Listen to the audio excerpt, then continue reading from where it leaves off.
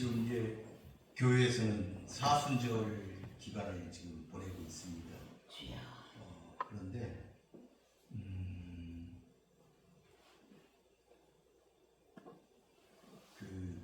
우리 지금 이제 우리가 고난 주간 말씀을 지금 우리가 보고 있지 않습니까? 조금 읽는 것 같지만은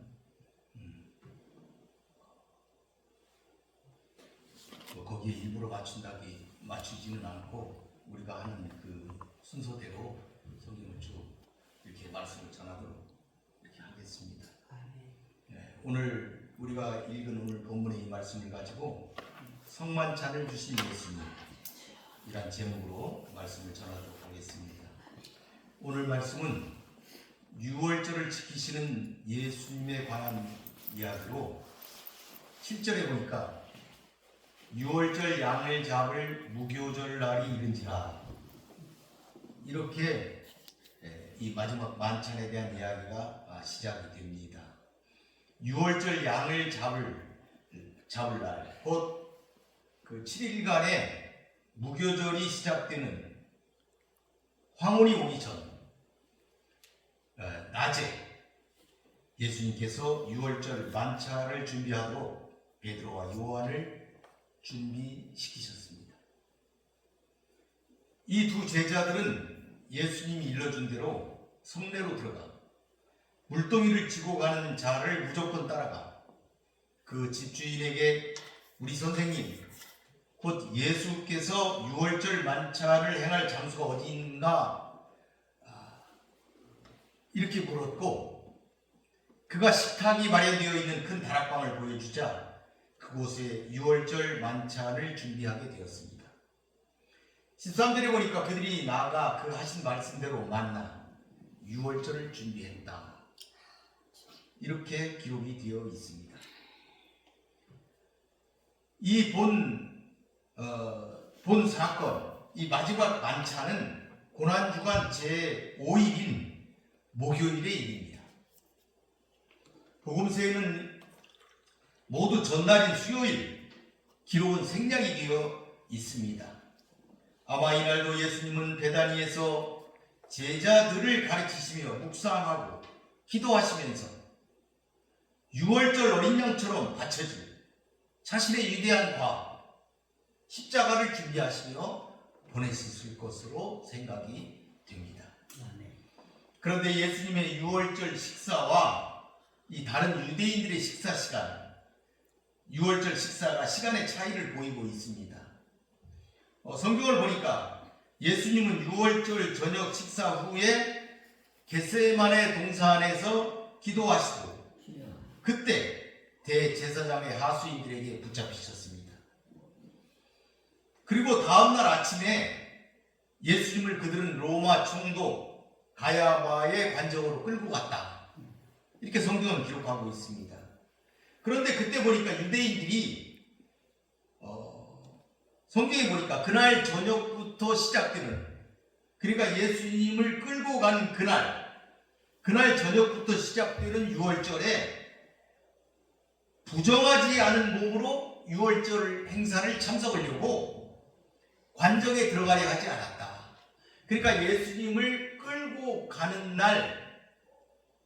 그날 저녁에 유월절 그들은 행사를 하는 것으로 성경은 기록하고 있는 거예요. 그러니까 그날 저녁에 이제 유월절 행사를 해야 되는데 그날 낮에 부정하게 되면 사람을 잡아가지고 그 감옥으로 집어넣는, 그러니까 예수님을 죽이는 이런 것에 참여를 함으로써 자기가 부정하게 되는 거잖아요.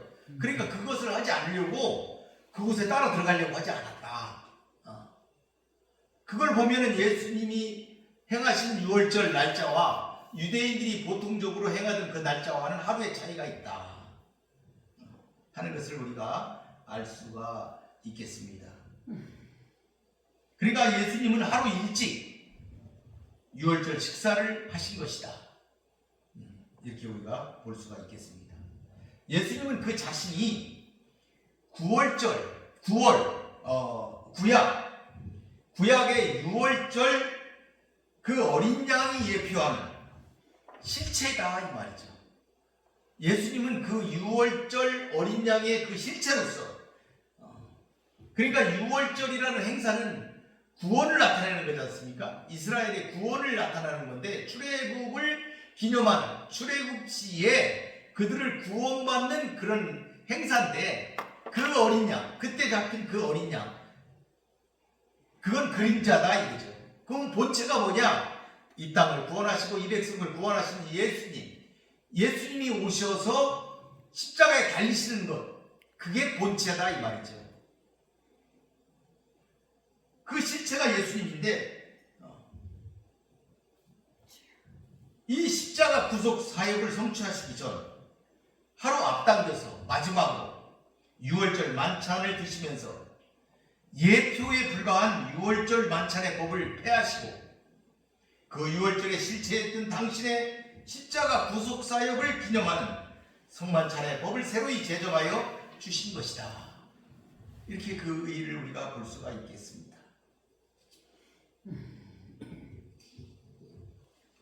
14절에 보니까 이렇게 되어 있습니다. 때가 이르매 예수께서 제자들 사도들과 함께 앉으사.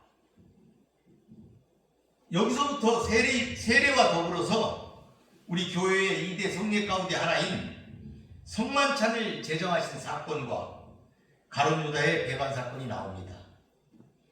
이 성만찬 사건과 가룟 유다 사건, 이 두 사건은 구속사적 의미가 너무 크기 때문에 공간 복음서 모두 기록이 되어 있습니다. 다만 그 배열의 순서의 차이를 보이고 있습니다. 누가만, 우리가 오늘 읽은 누가만 성만찬 기사가 먼저 기록되어 있습니다. 성만찬을 보다 강조하기 위하여 이를 앞서서 기록한 것으로 우리들은 보고 있습니다. 여기 보니까 때가 이름에 이렇게 말을 했어요. 여기서 때라는 것은 구체적으로 유대력 니산월의 13일입니다. 13일, 니산월 13일. 그러니까 유대의 시간 개념은 저녁부터 시작하잖아요. 하루가 해가 진 다음에부터 시작합니다. 이런 것으로 볼 때 12일이 끝나고 12일 낮이 지나고 해가 저물어 13일이 시작되는 시점, 저녁 식사 시간이었다. 이렇게 이 때를 우리가 볼 수가 있겠어요. 여기 보니까 사도들과 함께 앉았다. 그러니까 식사 자리에 유월절 만찬이 지금 이제 그 어떤 알지 못하는 무명의 사람의 집에 가서 지금 그 사람이 보여준 그 다락에서 그곳에서 지금 식사를 하지 않습니까? 그 제자들과 함께 예수님이 그 자리에 앉으셨는데 여기 보니까 앉으셨다 이거예요. 그러니까 앉아서 먹었다 하는 것을 우리가 알 수가 있는 것이죠. 사실 출애굽기 12장에 보면은 유월절 식사 규례가 거기에 잘 기록이 되어 있습니다. 어떻게 먹게 돼 있어요? 일어나서 신을 신고 지팡이를 들고 급히 먹어야 한다. 이렇게 먹도록 되어 있어요. 유월절 식사를. 그러나 많은 시간이 지나면서 유월절 음식 규례만, 먹는 음식 규례만 그대로 전해져 내려왔고 이 식사 방법은 일반 식사처럼 자리에 앉아서 먹게 되었다는 것을 우리가 본문을 통해서 알 수가 있는 것이죠. 15절에 보니까 이르시되 내가 고난을 받기 전에 너희와 함께 이 유월절 먹기를 원하였다. 이제 본격적으로 이제 유월절 그 의식에 대해서 성만찬 의식에 대해서 기록하고 있어요. 그런데 이 다른 복음서들과 함께 이걸 종합해서 보게 되면은 그 식사를 하기 전에 몇 가지 과정이 있었던 것을 우리가 볼 수가 있습니다. 당시 이 성만찬 사건을 시간상으로 이렇게 다시 배열을 해보게 되면은 유월절 만찬 이전에 예수님께서는 제자들의 발을 먼저 씻기셨다. 이게 기록이 되어 있습니다. 그리고 제자들의 발을 씻기신 다음에 만찬 도중에 예수님께서는 가룟 유다를 배반자로 지명하셨어요. 그 지명을 받은 가룟 유다가 바로 만찬석상을 빠져나갑니다. 그러니까 이 성만찬을 베드로와 요한을 통해서 준비시킨 예수님께서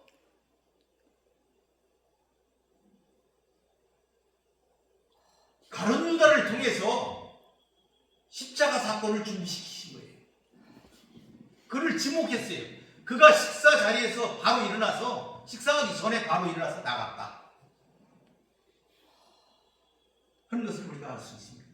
그리고 나서 예수님께서는 최초의 성찬 예식을 거행했다. 이렇게 우리가 전체적으로 시간순으로 보면 그렇게 확인할 수가 있겠습니다. 누가가 이러한 내용들을 생략하거나 사건의 순서를 바꾼 것은 우리들의 관심을 성만찬 제정이라는 그 중요한 사건에 집중시키기 위해서 그것만을 이렇게 집중적으로 기록했을 것이다. 이렇게 우리가 생각해 볼 수도 있습니다. 여기 보니까 너희와 함께 이 유월절 먹기를 원하고 원하였다. 예수님이 간절히 소망했다. 그런 의미지요. 예수님께서 간절히 원하는 것은 바로 유월절 식사였습니다. 여기에는 두 가지 의미가 내포되어 있다고 볼 수가 있는데, 먼저 예수님께서는 제자들과 함께 식사에 참여하는 교제를 간절히 원하셨다. 이렇게 볼 수가 있습니다. 예수님께서는 식사 후 가룟 유다의 대신으로 고난당하실 것을 미리 아셨고, 이 식사가 제자들과의 마지막 만찬이 될 것을 아셨던 것입니다. 그래서 그들과 함께 이 마지막 식사를 간절히 원하셨던 거예요. 이게 마지막, 제자들과 이 땅에서의 마지막 식사였기 때문에 의미 있는 교제를 그들과 하고 싶었을 것이다. 이렇게 볼 수가 있죠. 두 번째는 이 유월절 식사를 통해서 자신의 죽음이 갖는 중요한 의미를 가르치실 목적을 가지셨을 것이다. 사실 예수님은 순환 사건에 대해 자신이 이제 순환을 당할 것이다, 이런 것에 대해서 예고를 했어요. 3번이나 예고를 했어요. 예고만 하셨지 자신의 받는 순환의 신학적인 의미, 그런 거에 대해서는 말씀해 주시지 않으셨어요. 내가 순환을 받는다는 것만 말씀해 주신 것이죠. 그래서 예수님께서는 마지막 잡히시기 직전에 자신이 받게 될 고난에 대해서 구속사적 의미를 제자들에게 가르치시기를 원하셨다. 이렇게 우리가 볼 수가 있겠습니다.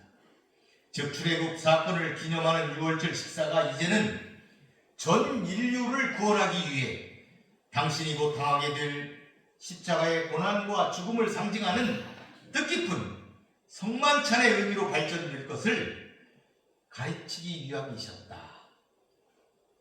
자신의 고난과 죽음을 상징화시키는 식사,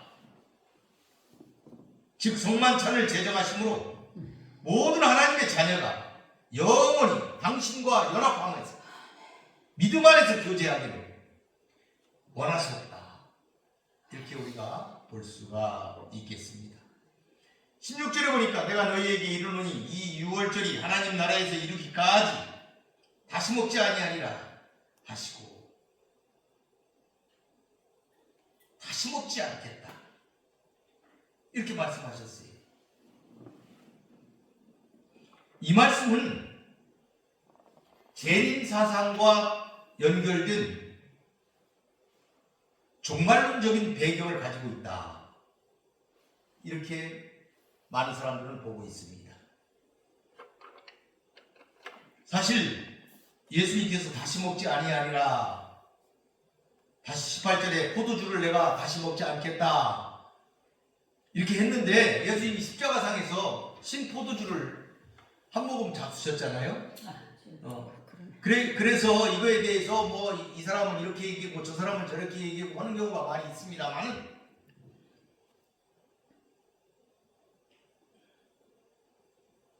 종말론적인 배경과 연결되어 있다, 이렇게 보는 것이 타당한 것이다.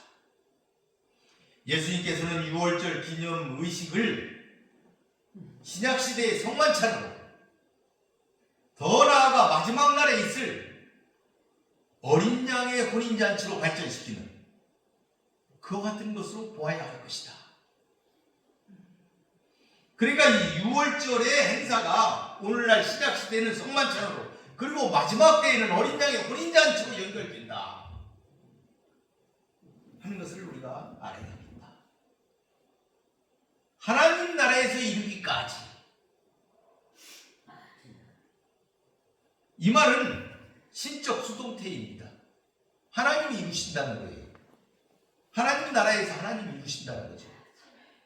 장차 하나님께서 반드시 하나님의 나라를 완전히 도래하게 하실 것이기 때문에 그때까지, 도래되는 그날 다시 보겠다, 이런 의미다 하는 것이죠. 예수님이 이렇게 말씀하신 이유는 크게 세 가지로 우리가 생각해 볼 수가 있는데, 첫째는 예수님이 이제 죽으시잖아요. 그러니까 더 이상 이제 만찬을 할 수가 없잖아요. 이제 그런 의미, 그게 가장 기초적인 의미죠. 두 번째는 이제 예수님이 6월절을 폐지하셨어요. 6월절을 폐지하면 6월절 음식을 먹을 수 없잖아요. 그래서 신약 시대에 뭐로 확대가 돼요? 성만찬으로 확대가 되는 것이죠. 6월절. 그래서 6월절이 폐지돼서 더 이상 6월절 음식을 먹을 수 없다는 것으로도 우리가 받아들일 수 있다. 복음이 유대인에게서 이방인에게로 확장되었듯이 유대인의 구원 상징인 6월절 만찬, 이것 역시 신약 시대에서는 그리스도의 십자가 고난을 믿어가지고 대속함을 받은 모든 사람이 구원받음을 상징하는 성찬으로 대치된다. 확장된다. 유대인에게서 이방인으로, 유대인의 6월절이 오늘날 구원받은 우리 백성들의 성찬으로 확대된다 하는 뜻으로 우리가 볼 수가 있다. 그러므로 유대인만의 6월절 만찬은 더 이상 이제 우리가 지켜질 필요가 없다 하는 것을 우리가 깨달아야 하겠습니다. 간혹 이단 중에 6월절을 지킨다는 사람들이 있습니다. 잘못된 것이다 그런 것을 우리들이 알아야 합니다. 셋째는 6월절 만찬은 하나님 나라가 이 땅에 도래될 때 다시 열린다. 그것이 바로 어린 양 혼인잔치다. 이걸 가리키는 것이다. 이렇게 볼 수가 있겠습니다. 즉 완전한 하나님의 나라의 도래가 이루어지는 그리스도의 재림 때 교회가 그분을 신랑으로 맞이하여 온전히 연합되는 놀라운 잔치가 이루어질 것이고, 그때 구원받은 모든 성도가 참여하게 될 것이다. 예수님은 이러한 잔치를 예언하셨고 제자들에게 이러한 잔치를 소망할 것을 말씀하신 것이다. 이렇게 볼 수가 있겠습니다. 17절에 보니까 이에 잔을 받으사 감사기도 하시고 이르시되 이것을 갖다가 너희끼리 나누라. 여러분, 전통적으로 6월절 식사는 4번 잔을 든다고 합니다. 그러니까 처음에 잔을 들고 기도를 하고, 잔을 들은 상태에서 기도하고 마시고, 그 다음에 쓴나물, 그 쓴나물을 먹게 돼 있지 않습니까? 이 쓴나물을 잼 같은 데다 찍어가지고 하나님께 감사한 뒤에 조금 먹고, 그리고 이제 가족들 나누고, 그 다음에 무교병이나 이런 걸 들고서 다시 잔을 채우고, 그리고 6월절이 무엇이다, 6월절의 의미가 무엇이다, 이걸 설명하고 잔을 들고, 그리고 또 무교병을 먹고 그 어린 양고기를 먹고 또 축복기도 하고 또 잔을 들고, 3번째 잔을 들고, 그리고 또 먹고 잔을 들고, 이렇게 한 4번 정도의 과정을 거쳐서 그 잔을 들게 되어 있습니다. 그런데 여기 17절에 보니까 여기 잔은, 그러면 여기서 이제 여기 보니까 잔을 받으사 감사기도 하시고 이르시되 이렇게 말씀을 했어요. 그러면 이 잔이 몇 번째 잔입니까? 신학자들은 또 그런 거 되게 따지잖아요. 그런 거 연구하잖아요. 이게 도대체 몇 번째 잔입니까? 첫째 잔입니까? 두 번째 잔입니까? 근데 보편적으로 첫째나 두 번째 잔일 것이다, 이렇게 보고 있는데, 학자들은, 대부분의 학자들은 아니다, 첫 번째 잔이다, 이렇게 말들을 하고 있습니다. 제가 봐도 첫 번째 잔을 기록했을 것 같다, 이런 생각이 듭니다. 잔을 받사 감사기도 하고 잔을 들었다, 이거 아니겠습니까? 그러니까 시작하는 모습을 보여줬을 것이다. 그리고 여기 보니까 너희끼리 나누라. 그러니까 이게 말이 좀, 이게 번역이 너희끼리 하니까 이게 약간 엄폐가 있는 것 같은데, 차례대로, 너희들 그 순서대로 차례대로 먹어라. 그러니까 지금 현재 성만찬에서도 우리가 차례대로 먹지 않습니까? 그것을 그렇게 표현한 것이다. 지금 현재 우리가 지키고 있는 성만찬의 그 모습을 표현하는 것이다, 우리가 이렇게 볼 수가 있겠습니다. 18절에 보니까 내가 너희에게 이르노니 내가 이제부터 하나님 나라가 임할 때까지 포도나무에서 난 것을 다시 마시지 아니하리라 하시고, 여기 보니까 16절에서도 그 말씀을 하셨는데 18절에 다시 말씀을 하시는 거예요. 다시 마시지 않겠다, 다시 먹지 않겠다. 그토록 제자들과 함께 유월절 만찬을 원하셨던 주님이 다시는 포도나무에서 난 것을 먹지 않겠다고 16절에 이어서 두 번씩이나 말씀하신 것, 이것은 앞으로 그리스도 재림 이후에 이루어질 완전한 천국 잔치를 바라보고 하신 말씀일 것이다. 원래 유월절 식사 때 잔을 돌리며 말하지는 않지만, 예수님께서는 이 말씀을 한 것은 지금 하고 있는 이 유월절 만찬에 특별한 의미를 부여하기 위해서 말씀하셨을 것이다. 즉 이제부터 유월절 식사가 폐지되고 자신의 십자가 대속 사역을 상징하는 성만찬이 새로운 언약으로서 중심 예식이 될 것을 염두에 두고 하신 말씀이다. 그래서 다시 마시지 않겠다, 이렇게 하신 것이다. 우리가 이렇게 생각해 볼 수가 있겠습니다. 즉 당신의 재림 이후에 있을 어린 양의 혼인잔치에서 먹게 될 만찬을 기대하신 것이다. 예수님은 이것을 바라보셨고 제자들도 그것을 바라보기를 원하셨다, 이렇게 우리가 볼 수가 있겠습니다. 19절에 보니까 또 떡을 가져 감사기도 하시고 떼어 그들에게 주시며 이르시되 이것은 너희를 위하여 주는 내 몸이라, 너희가 이를 행하여 나를 기념하라 하시고, 여기 보니까 너희를 위하여 주는 내 몸이다, 이렇게 말씀을 하셨어요. 이 성만찬이 우리의 죄를 속하는 속죄적 의미가 있다는 것을 잘 표현하는 부분이죠. 즉 제자들에게 떡을 떼어 나눠 주는 것은 죄인들을 위하여 십자가에서 죄 없는 자기 몸을 대신 찢음으로써 속죄를 이루실 것이다, 이것을 상징하는 말씀이다, 이렇게 우리가 이해를 할 수가 있겠어요. 그 다음에 이것을 행하여 나를 기념하라, 이렇게 말씀하셨어요. 이 직역을 하게 되면 너희들이 나를 기억하도록 이것을 행하라, 나를 기억하도록 이것을 행하라. 그러니까 예수님은 성만찬을 통해서 제자들이 자신을 기억해 줄 것을 지금 요구하고 계신 거예요. 나를 기억해라, 내가 한 일을 기억해라, 내가 너희의 죄를 속하기 위해서 십자가에서 달려 죽은 이 사건을 너희는 기억해야 할 것이다. 어떻게? 이 성만찬을 통해서 기억해야 할 것이다. 비록 자신은 고난 후에 부활하고 승천해서 하늘에 계시겠지만 성만찬을 통해서 자신의 구속 사역을 현재화시켜서, 언제나 현재에 일어난 일처럼, 현재의 일처럼 현재화시켜서 자신을 기억해 줄 것을 제자들에게 요구하고 계신 것이다. 그래서 오늘날 교회에서는 이 예수님의 성만찬을 세례와 함께 기독교의 가장 중요한 2대 예식, 2대 성례가, 두 가지 성례가 있어요. 두 가지 성례가 있어요. 이 목사고시에서도 꼭 나오는 문제예요. 2대 성례가 무엇인가? 세례와 성만찬이다. 세례와 성만찬보다 더 중요한 예식은 없다.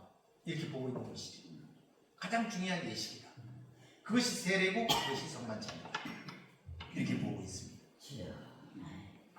세례는 일생 동안 한 번만 시행되지만 성찬은 계속 반복되어 그리스도의 희생을 기리고 그분과 함께 연합하게 되고 그분의 대속 사건의 의미를 계속 확대 재생산하게 되는 것입니다. 그러니까 오늘날 일부 교회에서 세례받은 자들에게 다시 세례를 요구한다든지 뭐 세례 방법이 들렸다든지 세례 준 사람이 의롭지 못하다든지 하는 것은 다 틀린 얘기다 하는 것을 여러분들이 기억을 하셔야 돼요. 세례를 다시 받으라고 했던 일은 과거에도 수없이 있던 일이에요. 교회사가 증명하고 있어요. 세례를 준 진례자가 범죄자다. 그 사람이 신부인데 목사인데 그 사람이 큰 범죄를 저질러서 그 사람은 목사도 아니다.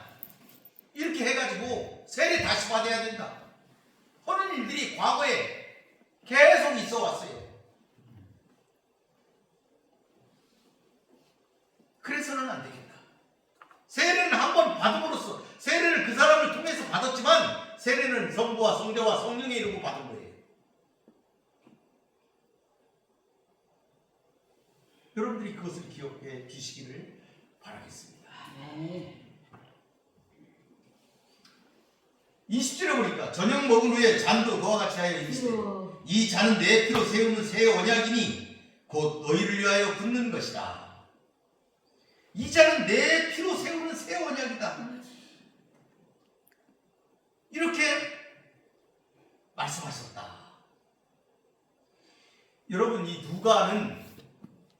누가복음과 사도행전을 썼잖아요. 누가는 사도 바울과 함께 다녔잖아요.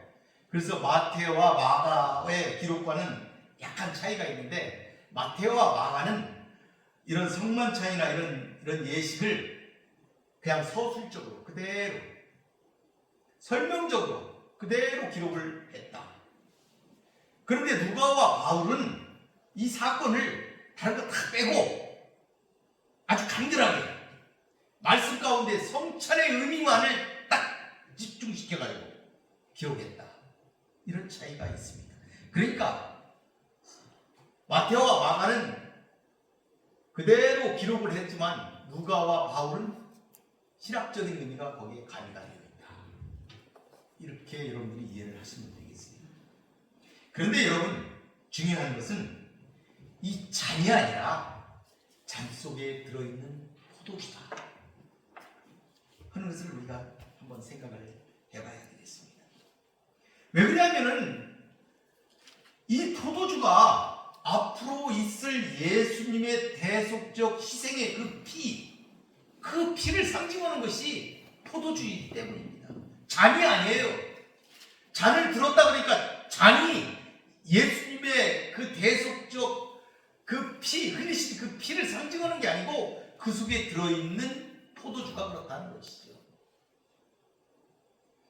여러분 우리가 요즘 영화나 기록을 보면 중세 가톨릭에서 성배를 찾아 떠나는 그런 기록들이 많이 나오잖아요. 성배를 찾아서. 성배가 뭐예요? 예수님이 이 마지막 만찬에 들으셨던 그 잔, 그걸 찾는 거예요. 거기에 의미를 두고 있지요. 그 성배. 그런데 진짜 중요한 것은 그 성배, 그걸 찾는 게 중요한 게 아니고 그 안에 들어있는 예수 그리스도를 상징하는 그 포도주, 그게 중요하다. 그것을 우리가 알아야겠다. 여기 보니까 누가가 새 언약이다 이렇게 표현을 했어요. 그러니까 이전과는 전혀 다른 새로운 종류의 언약이다 하는 것을 강조하기 위해서 새 언약이다 이렇게 표현을 했다. 그러니까 언약이 있어요. 이미 하나님과 모세 사이에는 이미 짐승의 피로써 하나님께 용서를 구하는 그러한 방법의 언약이 이미 체결되어 있어요. 출애굽기에 있어요. 피 흘림이 없이는 죄에 대한 하나님의 공의가 만족될 수 없기 때문이다. 히브리서에 이렇게 기록하고 있어요. 그러나 짐승의 피는 불완전했기에 하나님의 백성들은 완전한 속죄함을 받을 수 없어 죄로부터의 완전한 자유를 누리며 살지 못했습니다. 이를 극복하고 완전한 속죄를 하기 위하여 하나님은 새로운 언약을 준비하셨습니다. 그것은 불완전한 짐승 제물을 흠없고 완전한 제물로 대치시키는 것이었습니다. 하나님은 이러한 완전한 대속적 희생을 준비하셨고 선지자들은 오래전부터 이러한 완전한 대속을 예언하셨습니다.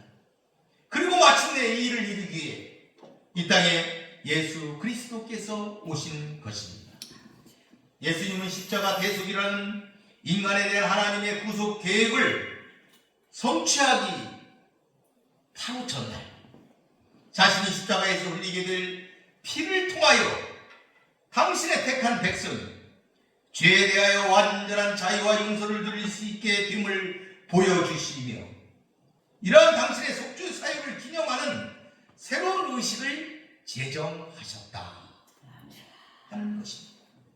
이때 예수님이 높이 드신 잔 속에 있는 붉은 포도주는 바로 죄로부터 완전한 자유를 주시기 위해 흘리신 그리스도의 피를 상징한다 하는 것을 기억하시기 바라겠습니다.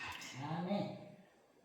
이제 마지막 문단 21절부터 한번 보겠습니다. 그러나 보라, 나를 파는 자의 손이 나와 함께 상위에 있도다. 인자는 이미 작정된 대로 가가지와 그를 파는 그 사람에게는 화가 있습니다 하시니 그들이 서로 묻되 우리 중에 이 일을 행할 자가 누구입니까? 누구입니까? 본문은 가룟 유다 배신에 대한 예수님의 예언, 이에 대한 제자들의 반응, 그리고 그들이 당황하는 모습, 누구일까?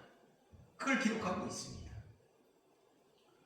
다른 복음서를 참고할 때 가룟 유다는 성찬이 시작되기 전 떠나는 것으로 보는 것이 자연스럽습니다. 여기 본문에는 가룟 유다가 성찬을 다 마친 다음에 이렇게 떠나는 것으로 되어 있지만 누가는 이렇게 기록했지만 다른 공간 복음을 참고할 때 가룟 유다는 일찍이 떠났을 것이다. 성찬을 하기 전에 그가 떠나서 그가 십자가의 사건을 준비했을 것이다. 이렇게 우리는 추측해 볼 수가 있겠습니다.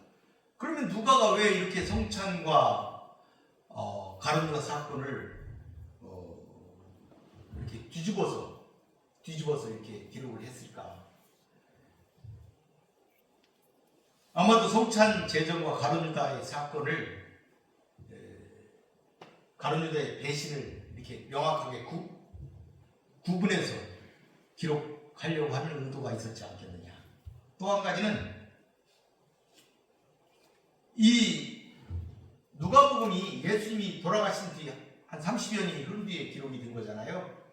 그러면 누가가 바울과 함께 활동했던 그 시기를 생각을 해보게 되면 무슨 일이 있었어요? 고린도전서에 보게 되면은 여러분 그 문제가 잘 나와 있어요. 고린도전서에 성만찬에 대한 기록이 나와 있는데 그 고린도 교회가 성만찬을 잘못하고 있는 그런 내용들이 고린도전서에 잘 기록이 되어 있어요. 따로 먹는다든지 먼저 먹는다든지 또 그걸 먹고 취한다든지 하는 그런 잘못된 부분들이 그 기록되어 있는 것. 초대교회, 그 고린도교회 구성원들이 불경스럽게 했던 것들, 그런 것들이 초대교회의 내용들이 기록이 되어 있었다. 그러면 고린도교회만 그랬을까?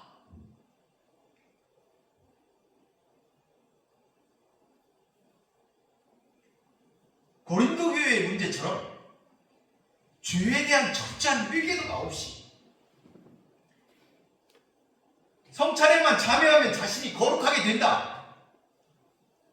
예수 그리스도의 피와 살을 먹음으로써 자기가 거룩하게 된다는 이 한 가지 믿음만을 가지고 참여만 하면 자신이 거룩하게 된다. 이렇게 믿고 참여한 사람들이 있었을 것이다. 죄에 대한 회개가 없이 그렇게 이루어진 자들이 있었을 것이다. 그런 자들에게 가룟 유다의 사건을 기록함으로써 뭔가 경고를 보낼 수 있다. 그러니까 가룟 유다는 성찬에 참석하고 예수님이 직접 진리하시는 성찬에 참석했는데 그는 잘못된 거 아니겠습니까?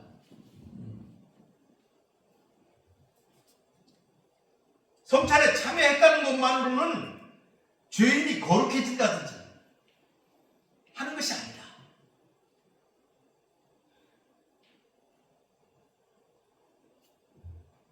그러므로 그런 자들에 대해서 성찬이 더럽혀질 수가 없다. 더럽혀져서는 안 된다. 하는 것을 보여주고자 하는 것이 아니겠느냐. 이런 추론이 있다 하는 것도 여러분들이 기억하시기를 바라겠습니다. 성찬에 대한 생각을 좀 더 깊이 우리가 하는 계기가 될 것이다. 말씀을 한번 정리해 보도록 하겠습니다. 오늘 우리는 예수께서 돌아가시기 전 마지막 유월절 식사를 제자들과 함께 하시기를 원하신 것은 바로 유월절 만찬이 성만찬으로 전환됨을 가르쳐 주기 위함이라는 것을 우리가 살펴보았습니다. 자신의 죽음과 피 흘림을 통하여 유월절 사건이 완성됨을 가르쳐 주시고 유월절 만찬이 성만찬이란 더욱 깊은 의미로 확장되었음을 직접 보여주셨다 하는 것도 우리가 살펴보았습니다. 출애굽 사건에 대한 기념으로 지켜졌던 유월절의 이 규례는 이제 그리스도의 죽으심을 통하여 영적 출애굽 사건으로 승화되었다. 이제 영적 출애굽을 경험한 하나님의 백성들은 유대인들의 유월절이 아니라 예수께서 제정하신 새로운 규례, 즉 성만찬의 규례를 지키면서 살아야 될 것이다 하는 것을 본문이 잘 우리에게 가르쳐주고 있습니다.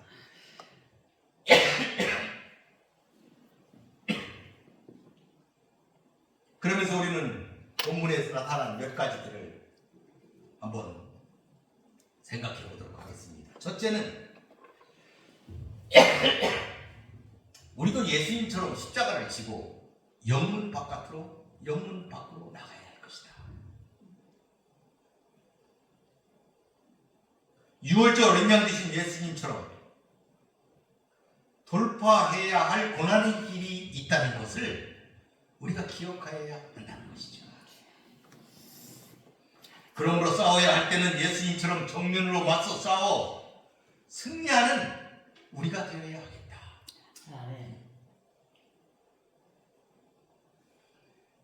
두 번째는 우리는 성만찬을 행할 때마다 예수님의 명령대로 주님의 사랑을 기억해야 한다.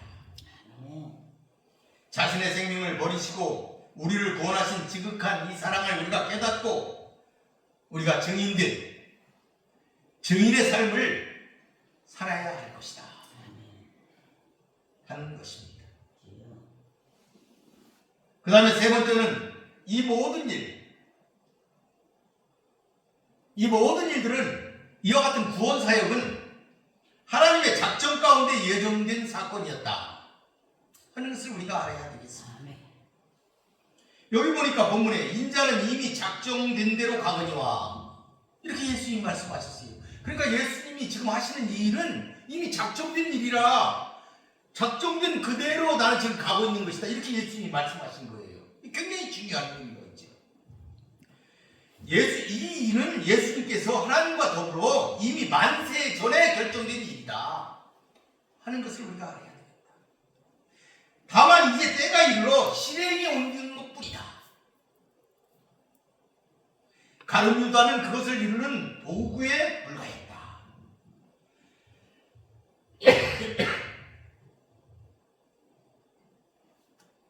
하나님은 다만 가룟 유다의 이러한 악조차도 당신의 뜻을 이루는 방편이 되도록 섭리하셨다 하는 것을 우리가 알아야 되겠습니다. 우리 모두 하나님을 찬양하시기를 바라겠습니다. 아멘. 넷째는 우리는 이 성만찬을 준비하는 데 있어서 예수님께 순종한 무명의 성도가 있다는 것을 기억하여야 합니다. 여러분, 순종은 쉬운 일이 아닙니다. 자기를 버리는 일입니다.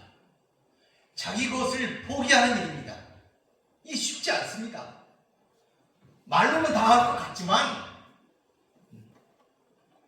쉽지 않습니다. 예수님이 그러셨죠. 그 당시에 이스라엘의 많은 제사장들과 바리새인들과 서기관들이 유다 나라 시대, 다윗 시대, 그 이전에 많은 선지자들이 백성들에 의해서 죽임을 당했잖아요. 그랬더니 그 사람들이 뭐라 그러냐면 우리가 그때 있었으면 그러지 않았을 텐데 이렇게 얘기를 하는데 그렇지 않다. 너희들도 똑같다 하는 것을 예수님이 말씀하셨어요. 여러분, 우리가 그때 있었으면 우리는 그런 일이 없었을 텐데, 내가 그때 있었으면 나는 그 일을 그렇게 안 했을 텐데, 그렇게 얘기하는데 그게 아니다 이 말이에요. 지금도 순종이 얼마나 어려운지, 그때 우리의 선조들이나 우리나 똑같이 순종이 어렵다, 자기를 버리는 일이 어렵다, 자기를 바치는 일이 어렵다 하는 것을 깨달아야 합니다.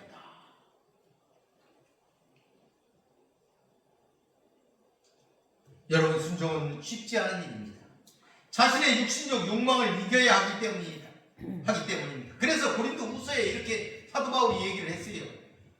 그러한 자들에 대해서 설명을 했어요. 무명한 자 같으나 유명한 자다. 죽은 자 같으나 살아있는 자다. 그러한 자인 것입니다. 사랑하는 성도 여러분, 우리는 성만찬을 주신 예수님께서 재림의 때 어린 양의 혼인잔치에 우리를 초청하시어서 예수님과 함께 기쁘게 성찬을 함께하는 날을 고대하고 있습니다. 그러므로 우리는 오늘을 성찬하여 혼인 예복을 준비하는 성도들이 되어야 하겠습니다. 늘 끝까지 자신을 살펴서 승리하는 성도들이 되시기를 바라겠습니다. 말씀을 마치겠습니다.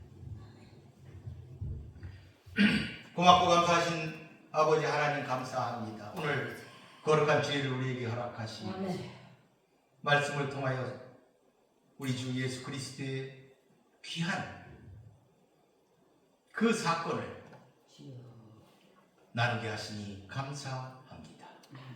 우리도 순종한 무리들이 되게 하여 주시옵소서. 무명한 자 같으나 그들이 유명한 자라는 사도 바울의 말씀처럼, 죽은 자 같으나 살아있는 자라는 그런 말씀처럼 우리도 그 안에 들어가게 하여 주소서.